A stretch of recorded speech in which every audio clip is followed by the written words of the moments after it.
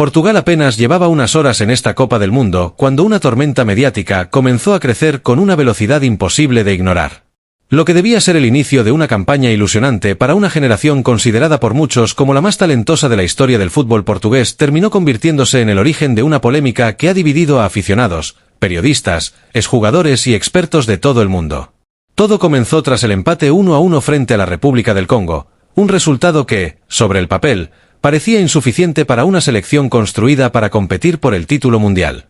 Sin embargo, más allá del marcador, fueron las sensaciones transmitidas sobre el terreno de juego las que encendieron todas las alarmas. Portugal llegaba al torneo rodeada de expectativas enormes. Con una mezcla de experiencia, juventud y talento repartido en todas las líneas del campo, muchos analistas la situaban entre las principales candidatas a levantar el trofeo. En la portería, Diogo Costa era considerado uno de los guardametas más fiables del mundo. En defensa, nombres consolidados aportaban seguridad y liderazgo. En el centro del campo, la combinación formada por João Neves, Vitinha y Bruno Fernández representaba una de las medulares más técnicas y creativas del campeonato. Y en ataque seguía apareciendo la figura que durante más de 20 años había dominado los titulares del fútbol mundial, Cristiano Ronaldo. A sus 41 años, el capitán portugués afrontaba posiblemente el último mundial de su extraordinaria carrera. Para millones de aficionados, el torneo representaba una última oportunidad de ver a una de las mayores leyendas de todos los tiempos compitiendo en el escenario más importante del deporte. Pero también era inevitable que surgieran preguntas sobre su estado físico, su papel dentro del equipo y su capacidad para seguir marcando diferencias al más alto nivel. Desde el pitido inicial contra la República del Congo, Portugal tuvo dificultades para imponer el ritmo que todos esperaban. Aunque controló la posesión durante muchos minutos, el equipo mostró una falta de profundidad preocupante. Las ocasiones claras aparecían con cuentagotas y los ataques parecían perder velocidad en los metros finales. Mientras tanto, el conjunto africano se mostraba ordenado, disciplinado y cada vez más convencido de que podía sorprender. El partido se convirtió en una batalla táctica mucho más complicada de lo previsto. Cada recuperación portuguesa terminaba chocando contra una defensa bien organizada y cada avance parecía necesitar un esfuerzo extra para generar peligro. Los minutos pasaban y la frustración comenzaba a ser visible. La tensión aumentó todavía más cuando los congoleños lograron adelantarse en el marcador. De repente, una selección diseñada para luchar por el campeonato se encontraba persiguiendo el resultado frente a un rival que pocos consideraban capaz de ponerla en dificultades. Las cámaras enfocaban constantemente a los futbolistas portugueses, mostrando rostros serios, gestos de preocupación y conversaciones entre compañeros que evidenciaban la importancia del momento. La reacción portuguesa llegó gracias a João Neves. El joven centrocampista apareció en el momento adecuado para marcar el gol del empate y devolver la esperanza a su equipo. Su celebración reflejaba alivio, pero también determinación. Portugal había evitado la derrota, aunque no había conseguido disipar las dudas. El pitido final confirmó un resultado que dejó a casi nadie satisfecho.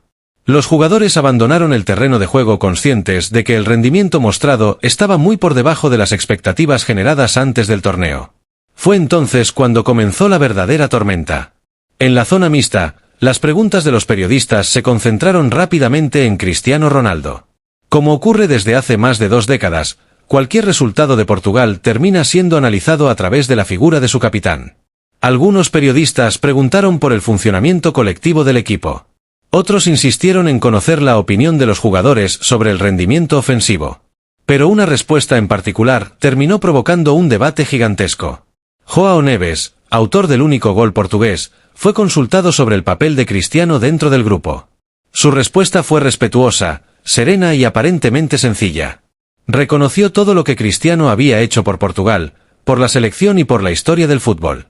Sin embargo, también recordó que dentro del vestuario todos los jugadores tenían la misma responsabilidad y debían contribuir al éxito colectivo. Para muchos observadores, aquellas palabras representaban una visión madura del deporte moderno, donde el equipo debe situarse siempre por encima de cualquier individualidad. Para otros, en cambio, eran una forma de cuestionar el estatus de la mayor leyenda que ha producido el fútbol portugués. En cuestión de horas, fragmentos de sus declaraciones comenzaron a circular por todas las redes sociales. Miles de aficionados debatían sobre cada frase. Algunos defendían que João Neves simplemente había expresado una realidad evidente. Ningún jugador, por grande que sea su historia, puede estar por encima del grupo. Otros consideraban que el joven centrocampista había cruzado una línea peligrosa al referirse de esa manera a quien consideran el mejor futbolista de todos los tiempos. La discusión creció hasta convertirse en uno de los temas más comentados del día. Lo más sorprendente era que el debate ya no giraba únicamente alrededor del empate contra el Congo. Ahora la conversación se centraba en algo mucho más profundo: el futuro de Portugal y el papel que Cristiano Ronaldo debía desempeñar en esta nueva etapa. Durante años, la selección portuguesa había construido gran parte de su identidad alrededor de su capitán. Sus goles, sus récords y su liderazgo habían acompañado algunos de los momentos más importantes de la historia deportiva del país.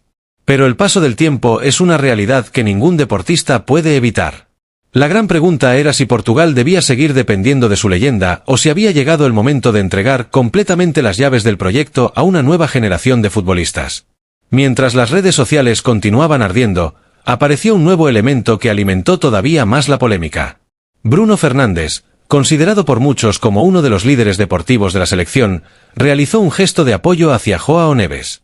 Aunque para algunos fue simplemente una muestra de compañerismo entre dos futbolistas que comparten vestuario, para otros representó una señal mucho más significativa.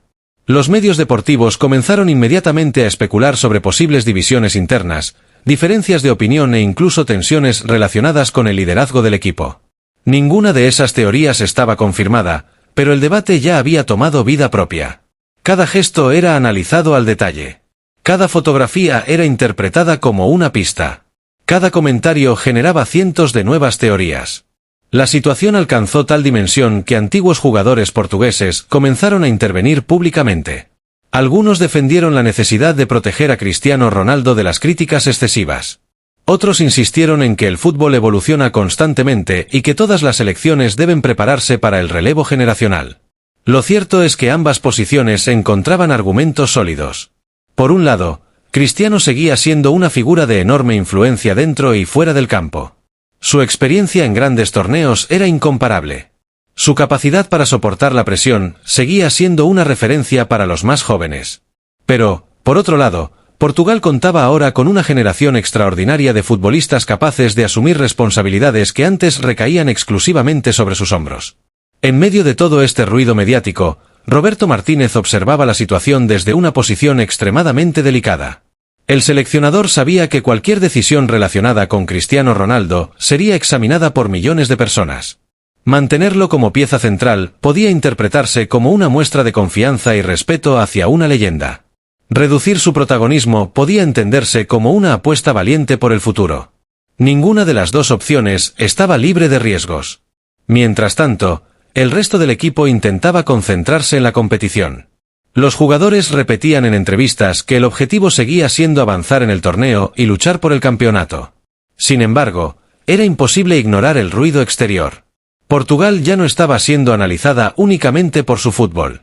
Ahora también era protagonista de una historia mucho más compleja, una historia sobre liderazgo, generaciones, legado y cambio. Y apenas era el comienzo del Mundial. Las próximas horas prometían nuevas declaraciones, nuevas interpretaciones y nuevas controversias. Porque cuando una selección llena de talento atraviesa un momento de incertidumbre y en el centro de la escena se encuentra una figura tan gigantesca como Cristiano Ronaldo, cualquier detalle tiene el potencial de convertirse en una noticia mundial. Y eso era exactamente lo que estaba ocurriendo.